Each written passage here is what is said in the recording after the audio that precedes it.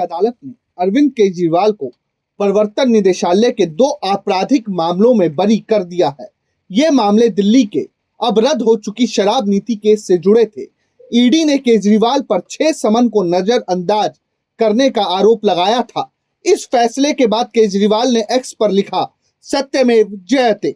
आपने ईडी के राजनीतिक इस्तेमाल का आरोप लगाया है। तमाम विपक्षी दल यही लगातार आरोप लगाते रहे हैं।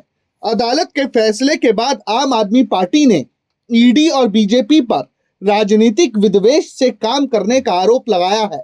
आपने कहा है, एक बार फिर साबित हो गया कि बीजेपी राजनीतिक द्वेष से ईडी का इस्तेमाल करती है और ईडी भी बीजेपी के राजनीतिक हथियार के रूप में काम करती है। अरविंद केजरीवाल को झूठे केस में फंसाने के लिए बीजेपी ने ईडी के साथ घटिया साजिश रची थी। अदालत का यह फैसला उनके मुंह पर करारा तमाचा है।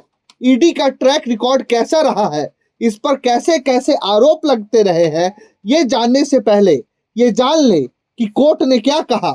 अतिरिक्त मुख्य न्यायिक मजिस्ट्रेट परास दलाल की अदालत ने फैसला सुनाया कि केवल पेश न होना जानबूझकर कानून की अवमानना नहीं माना जा सकता।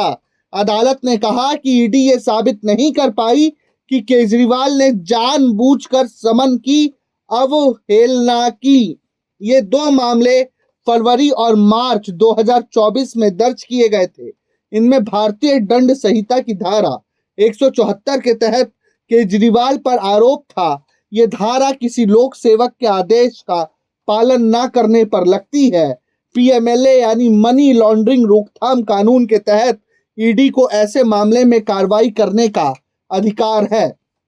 अदालत ने फैसला दिया कि ईडी ने ईमेल से भेजे गए समन को सही तरीके से साबित नहीं किया। क्रिमिनल प्रोसीजर कोड और पीएमएलए में ईमेल से समन भेजने का कोई प्रावधान ही नहीं है। सीआरपीसी में समन को फिजिकल रूप से देने और उसकी रसीद लेने की प्रक्रिया बताई गई है। अदालत ने कहा कि जब पीएमएलए में समन देने का तरीका साफ नहीं है तो ईडी अपना खुद का तरीका नहीं बना सकती। उसे सीआरपीसी के नियमों का पालन करना होगा।